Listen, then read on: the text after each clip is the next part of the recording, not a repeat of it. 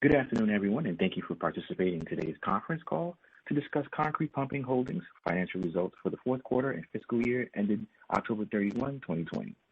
Joining us today are Concrete Pumping Holdings CEO, Bruce Young, CFO, Ian Humphries, and the company's External Director of Investor Relations, Cody Slott. Before we go further, I would like to turn the call over to Mr. Slott to read the company's safe harbor statement within the meaning of the Private Securities Litigation Reform Act of 1995 that provides important cautions regarding forward-looking statements. Cody, please go ahead. Thanks, Shamali. I'd like to remind everyone that in the course of this call, to give you a better understanding of our operations, we will be making certain forward-looking statements. These statements are subject to numerous risks and uncertainties that could cause actual results to differ materially from such statements. For information concerning these risks and uncertainties, see Concrete Pumping Holdings, Inc.'s publicly available filings with the SEC. The company disclaims any intention or obligation to update or revise any forward-looking statements, whether as a result of new information, future events, or otherwise. On today's call, we will also discuss adjusted EBITDA, net debt, and free cash flows, which are non-GAAP financial measures. Adjusted EBITDA adjusts reported EBITDA for certain items. We believe the presentation of this non-GAAP financial measure is useful because it provides investors and industry analysts the same information that we use internally for purposes of assessing our core operating performance. Net debt reflects all principal amounts outstanding under debt agreements less cash. Cash is subtracted from the GAAP measure because it could be used to reduce the company's debt obligations. We believe this non-GAAP measure provides useful information to management and investors in order to monitor the company's leverage and evaluate the company's consolidated balance sheet. Free cash flow is defined as adjusted EBITDA less net CapEx and cash paid for interest. This measure is not a substitute for cash flow from operations and does not represent the residual cash flow available for discretionary expenditures, since certain non-discretionary expenditures, such as debt servicing payments, are not deducted from the measure. CPH believes this non-GAAP measure provides useful information to management and investors in order to monitor and evaluate the cash flow yield of the business. For reconciliation of historical adjusted EBITDA and net debt to their most directly comparable GAAP financial measure, please refer to the press release issued today or the investor presentation posted on the company's website. However, the company has not reconciled the forward-looking adjusted EBITDA guidance range and free cash flow range discussed to the most directly comparable forward-looking GAAP measures because this cannot be done without unreasonable effort due to the lack of predictability regarding the various reconciling items such as provision for income taxes and depreciation and amortization. I'd like to remind everyone this call will be available for replay later this evening.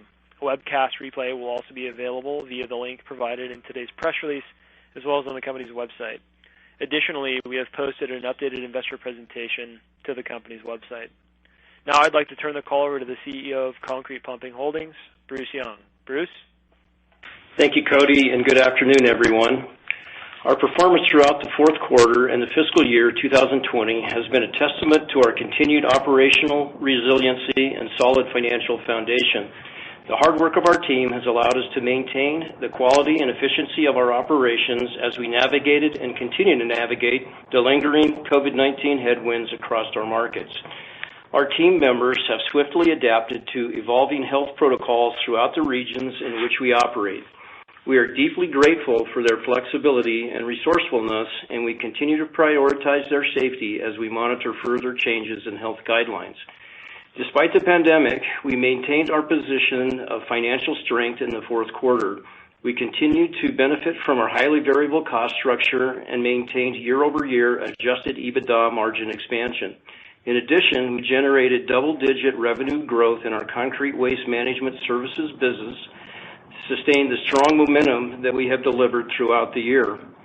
For our full year, revenue increased approximately 8% to $304.3 million when compared to fiscal 2019, demonstrating the resiliency of our business model throughout the challenging market backdrop. Gross margin was up 80 basis points to 45.1%, and adjusted EBITDA increased 12% to $107.3 million. Further, as Ian will highlight shortly, we made significant progress strengthening our balance sheet. Net debt has been reduced by $42 million since we ended fiscal 2019, and we have reached our 2020 targeted year-end leverage ratio of 3.5 times. In fact, we have executed on all the key priorities we established in May to respond to the pandemic.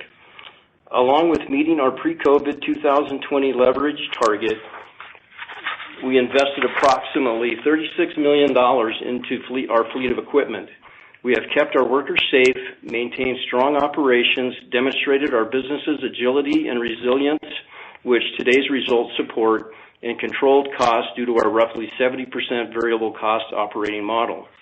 Our ability to execute on our year-long strategic objectives during this difficult period proves that our robust foundation will not only see us through these challenging times, but also sustain our long-term growth throughout fiscal 2021 and beyond. Turning back to the quarter, our fourth quarter revenue performance reflects COVID-19 driven softness in the UK, as well as in several U.S. markets. To dive into this a bit further, starting with our UK business, we continue to experience COVID-19 related softness within this market as we have since the onset of the pandemic. While the curtailment of our business operations is not as severe as it was during April and May, the market's pace of recovery remains slow, particularly across infrastructure work and new project starts. We continue to monitor changes in lockdown status across the UK region, particularly closely given the recent reinstated restrictions put in place last month. We expect any easing of these restrictions will be based on the ongoing monitoring of new COVID cases and the success of the vaccine rollout. The UK construction sector has been considered essential work, and therefore we expect that the majority of job sites will remain open where it is safe to do so. In addition, the multi-year HS2 project continues to represent a strong opportunity for our business, and we continue our bidding activity for contracts on this job. Moving now to our U.S. concrete pumping business, we experienced modest organic growth within many of our U.S. markets that were more than offset by COVID-19 headwinds in other regional markets. These headwinds took the shape of modest project delays and work interruptions. On the other hand, we have continued to see growing demand within our U.S. residential market, and we believe that this strength will carry through into fiscal 2021. The strong demand and utilization trends of our Eco-Pan business also continues. The 11% revenue growth in the fourth quarter reflects the operational improvements and increased penetration that we have achieved throughout the year, as well as continued positive reception to the geographic expansion of our Eco-Pan roll-off service. As I mentioned last quarter, our roll-off service is intended to handle larger volume pickups than what our standard Eco-Pan service can accommodate, as it comes with larger containers that can be moved around job sites with roll-off or hook lift trucks. Having the service available allows us to enhance the value of our concrete pumping service with an expanded waste removal offering. In summary, we are entering fiscal 2021 from a position of both financial and operational strength. Our roughly 70% variable cost structure, diversified geographic and segment revenue exposure, and strengthened balance sheet make us well positioned to address evolving macroeconomic and industry conditions over the coming months, as well as seek accretive investment opportunities that support the long-term growth of our company. Now I'd like to hand the call over to Ian so he can provide a detailed overview on our fourth quarter and full year 2020 financial results. I'll then return to provide some color on our market expectations as we enter fiscal year 2021. Ian? Thanks, Bruce, and good afternoon, everyone. Moving right into our fourth quarter 2020 results, we generated revenue of $79.2 million compared to $84 million in the same year-ago quarter. The slight decline was due to the lingering volume impacts of COVID-19 across our UK markets. In addition, while we generated organic growth in many of our US markets, as Bruce mentioned, this growth was more than offset by COVID-19 related volume declines in certain markets. As such, revenue in the US concrete pumping segment, mostly operated under the Brundage-Bone brand, was $58.5 million compared to $62.1 million in the same year-ago quarter. Q4 revenue in our UK operations, operating largely under the Camphor brand, was $10.9 million compared to $13 million in the same year-ago quarter. As we've experienced over the past few quarters, this decline was driven by construction volume reductions due to a slow recovery from COVID-19, particularly within infrastructure. The UK is currently running at approximately 85% of our pre-COVID revenue run rate. As we continue to monitor the UK regional recovery trends and anticipate a tempered return to full revenue capacity, we continue to believe we have ample runway for long-term market share expansion, including the multi-year high-speed rail project HS2. Revenue in our US Concrete Waste Management Services segment, operating under the EcoPan brand, increased 11% to $9.9 million in the fourth quarter, compared to $9 million in the same year-ago quarter. This was driven by robust organic growth in the majority of our markets and higher utilization of our assets, as well as the sustained benefit of pricing improvements and additional service volumes from our expanded roll-off offerings. We have continued to optimize our EcoPan operations through our investments in our roll-off services in several locations, as this service allows us to accommodate larger volumes than our established small and large pan services. At the end of Q4 2020, pans in the field, which is a leading indicator for future pickups, were approximately 6% higher when compared to the same year-ago quarter. We see tremendous potential for further increasing our EcoPan penetration across the existing concrete pumping footprint. In fact, without entering new markets, we would still expect to generate double-digit full-year revenue growth in this segment. Turning back to our consolidated results, gross profit in the fourth quarter was $35.5 million compared to $38.8 million in the same year-ago quarter, and gross margin was 44.8% compared to 46.3%. The slight decrease was primarily driven by higher depreciation expenses. Across our organization, we have continued to prudently manage our variable costs to support the health and resiliency of our business.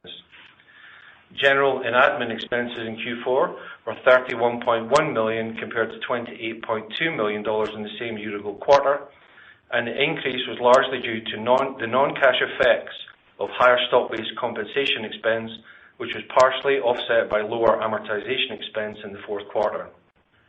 Excluding the non-cash items of depreciation, amortization of intangibles, and stock-based compensation, general and admin expenses decreased 5% to $15.3 million, which equates to approximately 19% of revenue.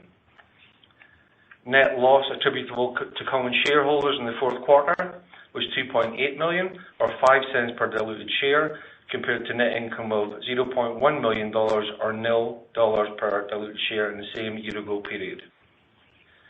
Finally, adjusted EBITDA in the fourth quarter increased to $29.9 million compared to $29.6 million in the same year-ago quarter. Adjusted EBITDA margin increased 260 basis points to 37.8% compared to 35.2% in the same year-ago quarter. In our U.S. Concrete Waste Management business, adjusted EBITDA improved 3% to $5 million on the back of 11% organic revenue growth. We continue to deliver strong results in this segment and year-over-year improvement in revenue and adjusted EBITDA. This is driven by both the strength of our asset utilization, which is growing faster than the overhead we have added to the business throughout 2020 to support our organic growth. In our U.S. concrete pumping business, adjusted EBITDA was up 6% to $20.6 million against an approximate $4 million drop in revenue, reflecting the continued strength of our variable cost control.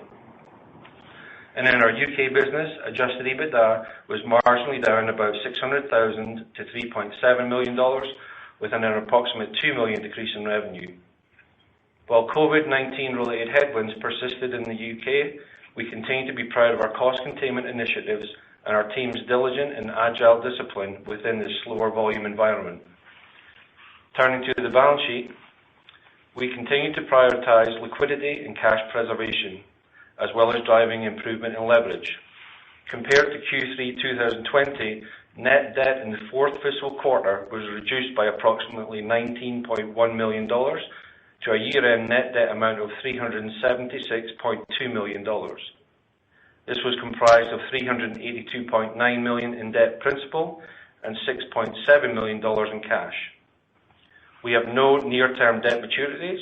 As a reminder, our 5-year ABL revolver is in place until December 2023, and our 7-year term loan facility matures in December 2025. These debt instruments are covenant light. We have no financial covenants on the term loan, and we continue to believe we have significant headroom in our ABL, which is a springing 1-to-1 fixed charge ratio based on total excess availability.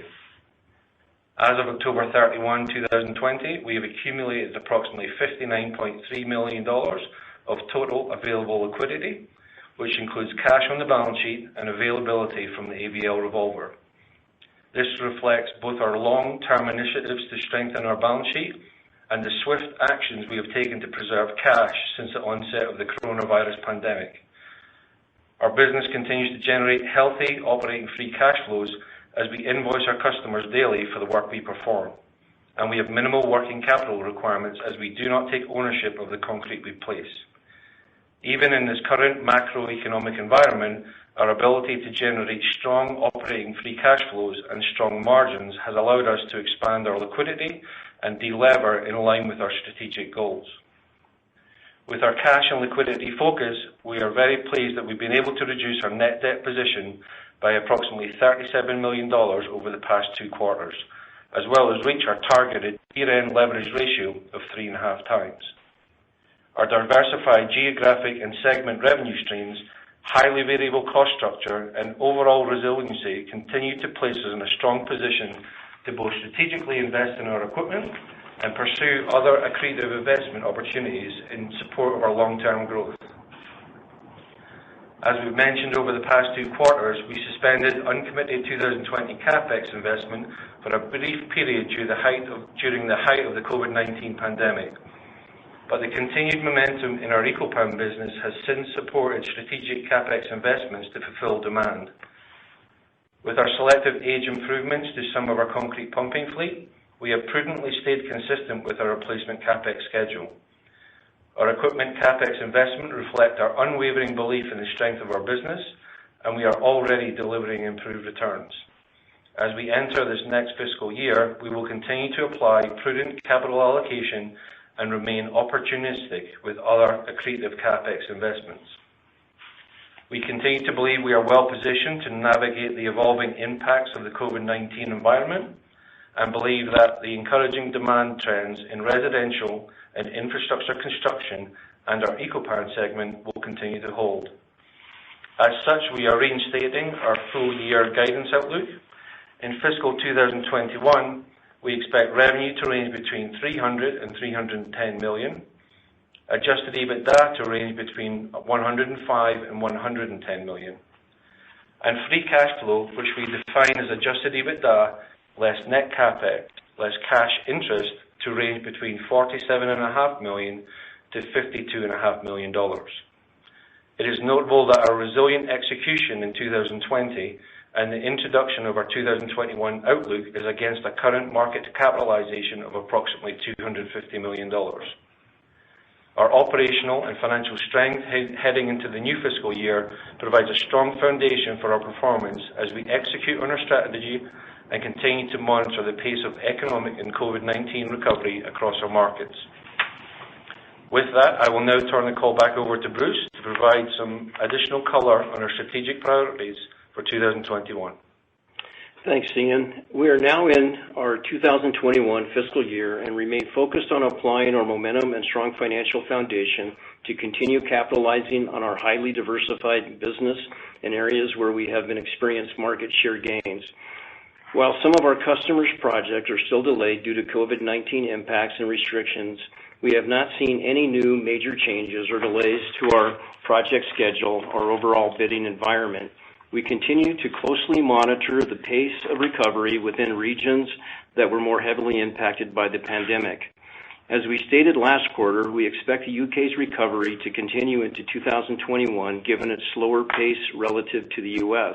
However, our diligent focus on managing cash flow and proactively in reinforcing our variable cost structure makes us well positioned for the UK's market's eventual stabilization.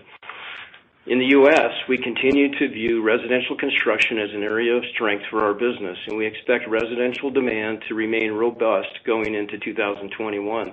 Additionally, we expect that other sectors, including wastewater treatment plants, data centers, warehouses, distribution centers, and healthcare projects, will continue to experience positive trends. In Eco-Pan, we remain focused on increasing our penetration among our existing concrete pumping footprint and developing opportunities to introduce the service to new markets. As Ian mentioned, increasing penetration alone will allow us to sustain double-digit revenue growth for the segment even without new market entry. We are proud of the progress that we have made in the business during 2020, and we greatly look forward to accelerating our momentum further in the coming year. We have a solid financial and operational framework in place for the year ahead. The fact that we have improved our liquidity, have covenant-light debt facilities, and no near-term debt maturities, and are now operating at our near-term target leverage ratio of 3.5 times provides greater flexibility for us to pursue growth-enhancing investment opportunities. As we pursue opportunities to increase our penetration across our existing geographic footprint and even enter into new markets, our strong balance sheet and highly variable cost structure will allow us to develop capital allocation strategy in ways that maximize returns and shareholder value.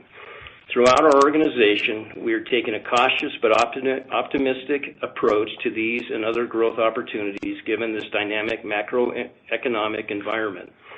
We are grateful for the support of our team members and our shareholders throughout these unprecedented times and look forward to executing on our strategic plan in fiscal 2021. With that, I'd like to now turn the call back over to Shamali for Q&A. At this time, we will be conducting a question and answer session. If you would like to ask a question, please press star 1 on your telephone keypad. A confirmation tone will indicate your line is in the question queue. You may press star 2 if you would like to remove your question from the queue. For participants using speaker equipment, it may be necessary to pick up your handset before pressing the star keys. One moment, please, while we poll for questions. Our first question is from Tim Mulrooney with William Blair. Please proceed with your question. Good afternoon, Bruce and Ian. Hi, Tim. How are you? Good afternoon. Doing well, thanks. A couple questions this afternoon. So the first, I wanted to ask about the market outlook. If I look at the last recession, it took a few years, I think, for commercial construction to come back, but I know every cycle is different. So how do you think about your markets as we move into 2021? I appreciate the color you've given so far, but is there typically a lag for commercial construction following a downturn? And then on the residential construction side, do you expect that to hold steady and remain strong, or do you think it'll slow down at some point or accelerate? Any thoughts here would be helpful. Yeah, so I'll take it in the UK first. And the UK was off quite a lot in 2020, as you saw from the results. While it's been slowly coming back, the latest shutdown has affected us slightly, but not significantly. It had continued to grow through December as we had expected. We believe that once we get through the vaccination and get more confidence in that market, that the infrastructure portion of that will come back very quickly. There has been quite a lot of activity on the commercial market in the UK, and we expect that to be not too far behind that. So we're very optimistic about the UK for 2021. In the U.S., with our Eco-Pan business, it's really telling the story and growing penetration through education, and we expect that to continue regardless of market conditions. And with our U.S. concrete pumping business, our residential market remains strong in several areas within the U.S., and it's more than offset what we have lost in commercial or infrastructure during 2020, and we expect that to continue on. In the commercial markets, we are starting to bid more work than what we had in the past. There are several projects that were put on hold that we expect will be started later in the year, and so we expect the second half of 2020 to look quite good for us with the commercial market or the non-res market. And in the infrastructure market, we have several projects that have been put on hold based on funding challenges. We're hopeful, and the things that we're hearing about an infrastructure bill being rapidly run through the administration will hopefully get those things back online, and we believe the infrastructure work will start picking up in the second half of the year as well. Thanks, Bruce. That's good color and is a good segue to my other question. We're kind of unexpectedly maybe entering a period with the unified government once again, and the conversation around infrastructure spending is definitely heating up. I'm wondering if you could provide investors, provide us with a few examples of how you might benefit from an infrastructure package. I know, for example, that concrete pumping isn't typically used for building roads and highways, but I have to think there will be some major opportunities for you, and was hoping you could help walk us through what that might look like. Yeah, so infrastructure, I know there's a lot of focus on roads and highways, but there's also bridge structures and on those as well, and those bridge structures will use concrete pumping. We have in our investor presentation, you'll see an illustration of where basically how our infrastructure is graded across the different states of the country, and it's graded very poorly, and that comes from wastewater, from water, from bridge structures, and largely, anything that goes through an infrastructure bill is really highly affected by, or for us, there's a lot of concrete in all those projects, and so we're actually quite excited about that. And with EcoPan, I think there'll be an opportunity there with new environmental enforcement that may come along with that may help EcoPan along the way as well. Understood. Thank you for taking my question. Thanks, Tim.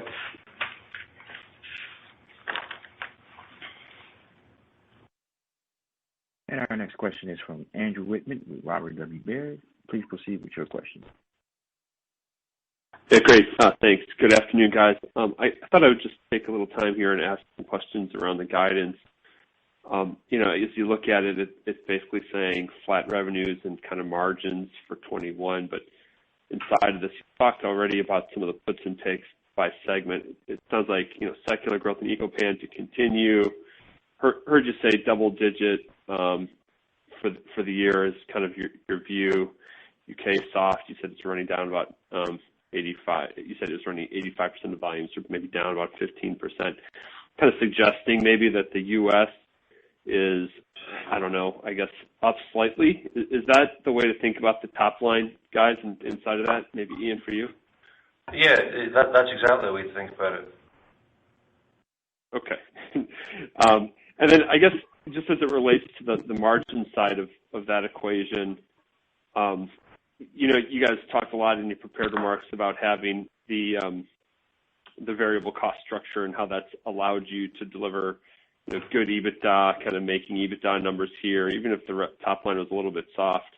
I guess, as you address the cost structures, sometimes the second wave or third wave, whatever wave it is in terms of adjusting costs, is harder to come by. So as you move into 21 and think about the guidance, if the revenues do come in kind of soft like they did in 20 because of COVID, if they're continue to remain soft, do you feel like there's still enough knobs to deliver the EBITDA guidance kind of irrespective of the top line environment, as long as the world doesn't drastically change? Bruce, maybe you could comment on that. Yeah, I would say that the amount of discipline within our concrete pumping operations that we created over the last year will, with our variable costs, we'll be able to continue that into 2021 and into the future. And with our EcoPan business, as we create more route density, as you see, our margins increase with that. So I do believe we'll be able to maintain our margins into 2021. Got it.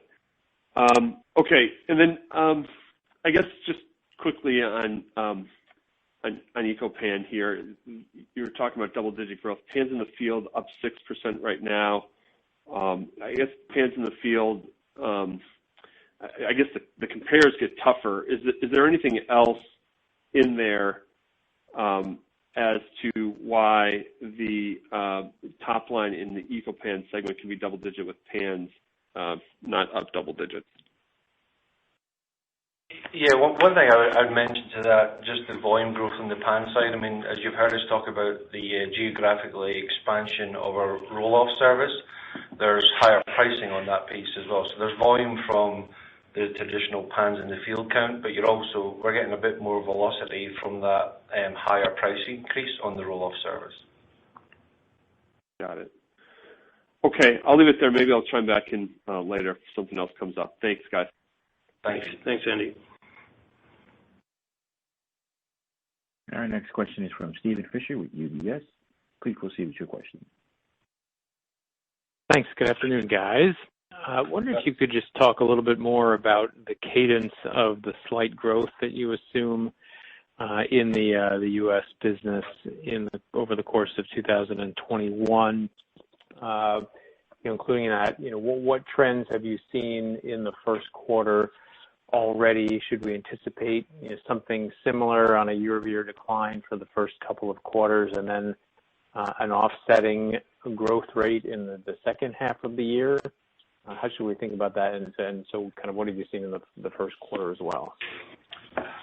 Yeah, I think that's fair. This is Ian. I think that's fair where if you look at the mix of H1, H2, I mean, typically we've guided to sort of 45-55 is the way the pace of our business trends. I mean, we do expect to see a slight shift in that in 2021 where there's likely to see a higher pickup in the back half of the year. So as opposed to the 45-55, we might see sort of 43-44 again and 57-56. So a change. So we do expect to see, as you mentioned, a sort of higher pickup in the back half of the year as there's some stabilization in those construction markets. And outside of that, the assumption we would make is that our organic pace in our business would continue. Okay.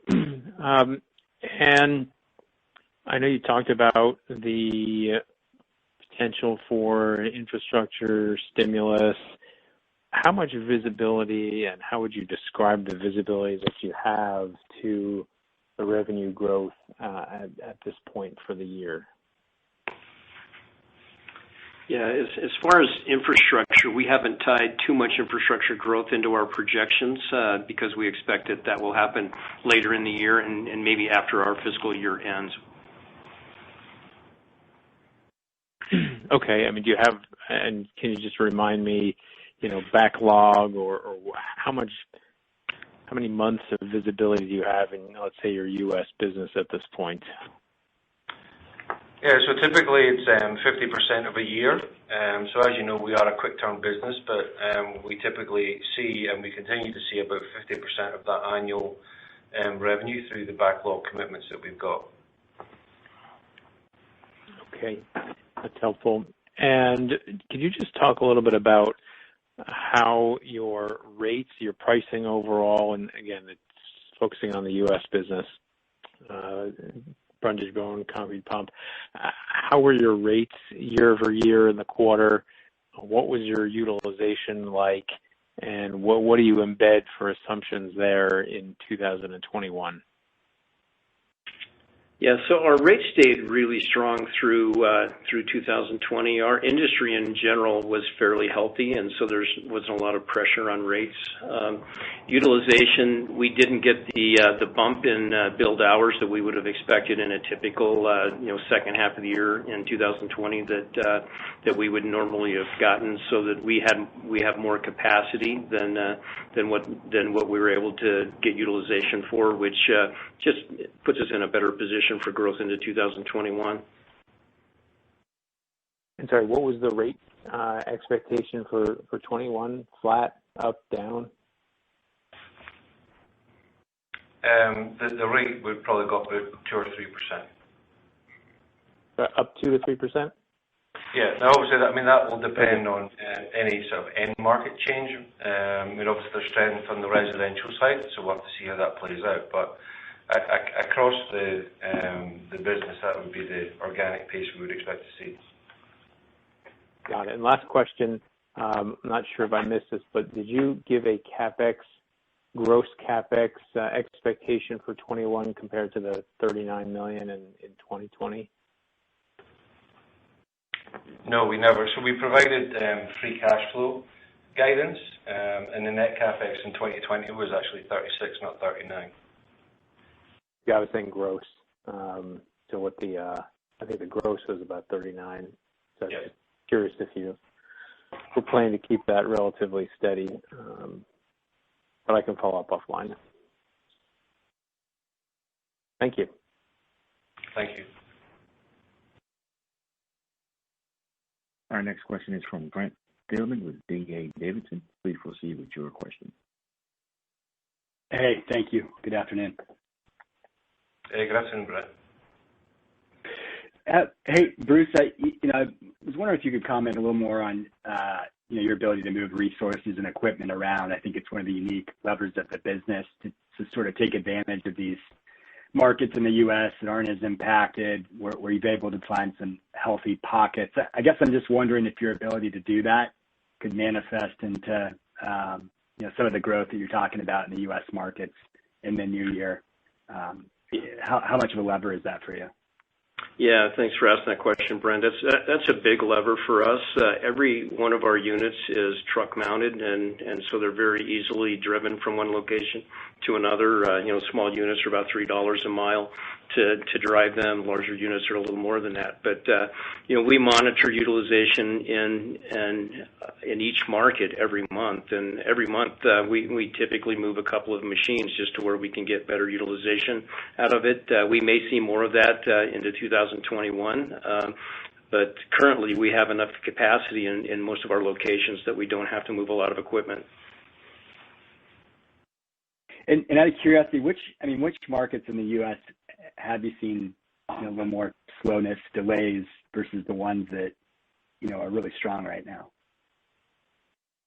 Yeah, so we've seen a little softness in Colorado, in parts of Oklahoma and Kansas, a little bit in the southeast. The stronger markets for us have been more in the west, the mountain region, and the west coast. Texas has been fairly strong for us as well. Yeah. Okay, and I guess, Bruce, the bidding competitive environment, is that sort of been conducive to the commentary you've offered about margins in the U.S. market into 21 still staying pretty healthy? Yeah, I expect it. Yeah, it will. I believe it'll stay healthy into 2021 and beyond. Okay. And Ian, on SG&A, I guess if we back out some of these, items, .comp, DNA, is this the run rate we should sort of expect into 2021? Yeah, as you know, when you take out all the non-cash items, the run rate is around 18-19%. So we keep that fairly consistent. Okay, so that's a good benchmark for the new year. Okay, great. Thank you, guys. Thank you. Thanks, Brent. And our next question is from Stanley Elliott with Stifel. Please proceed with your question. Hey, Bruce, Ian. Thank you guys for taking the call. Happy New Year. Hi, Stanley.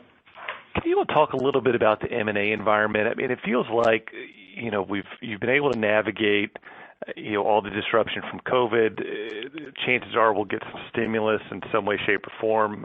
Vaccines, economy should start to pick up through the rest of the year. If you guys are going to generate, let's call it $50 million in free cash flow, what are the thoughts right now about putting that to work, maybe ahead of you seeing the full turn to try to capitalize on the upswing? Yeah, thanks for the question. So M&A has been a big part of our business in the past. We did put M&A on hold during the pandemic just to strengthen our balance sheet and better position us. We are in a much better position, as you know, going into 2021, and so we are more interested in some accretive M&A opportunities. We do want to get visibility on the markets that they're in, where we expect them to go, making sure that we get the right value on them, get the right synergies in place, that sort of thing. But those conversations are certainly things that we're starting to think through now, and we'll see how that plays out for 2021. And kind of back to that CapEx piece, looks like there is some growth CapEx kind of coming off of a lower base. Are we to assume that all of that is going to the EcoPan business to try to build that out, or there's some other, entering into new markets, or just high level would love to kind of hear where your head is at there? Yeah, so we do have growth in there for EcoPan, as you know, and as you've heard in our sort of prepared remarks, we want to make sure that we also keep up with the pace of replenishing our fleet. So we would expect that to continue. As you know, back in Q2 of this year, we paused briefly, but with the continued performance of our business, we quickly went back to investing in our fleet. So we would expect to see that continue into 2021. And then lastly, if we do get an infrastructure bill or a highway bill, whatever, how quickly does that start to flow through to your numbers? Yeah, so if it helps fund some of the states that have projects put on hold currently, that could go fairly quickly for us. If it's new construction, that typically is going to take 6 months to a year before actually put concrete in place. Great, guys. Thanks for the time. Appreciate it, and best of luck. Thanks, Stanley. And again, as a reminder, if anyone has any questions, you may press star 1 on your telephone keypad. Doing so will ensure that you're joined in the question queue. And our next question is from Alex Rygiel with B. Riley SBR. Please proceed with your question. Thank you, and Happy New Year, gentlemen. Hi, Alex. How are you? Hi, Alex. Pretty good. My question's around your residential exposure. So in your slide deck, you identify that 30% of your business is exposed to residential.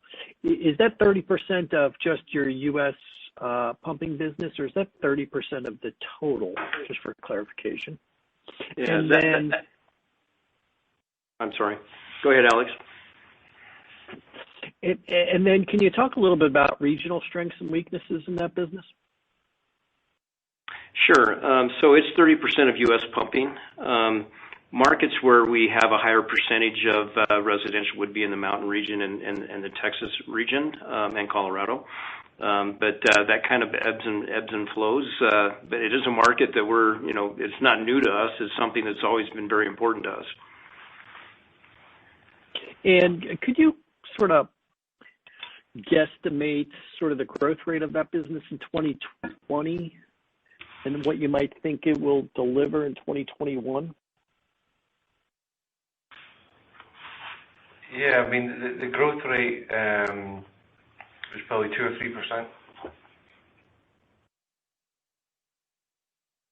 We would expect probably something similar for 2021. Yeah, I think what I would add to that is, so as we look at end market in U.S. concrete pumping, the residential has taken up about 2% of total revenue over non-res in the last several months. That may increase slightly, but it's not going to be that significant of a shift. Thank you. Thanks, Alex. We have reached the end of our question and answer session. And I'll now turn it back over to, I apologize here. I'll turn it back over to Mr. Young for closing remarks.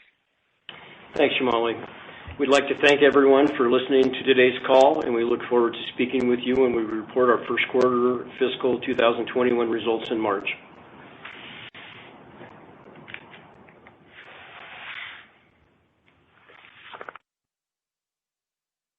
Ladies and gentlemen, thank you. This does conclude today's teleconference. You may disconnect your lines at this time. Thank you for your participation.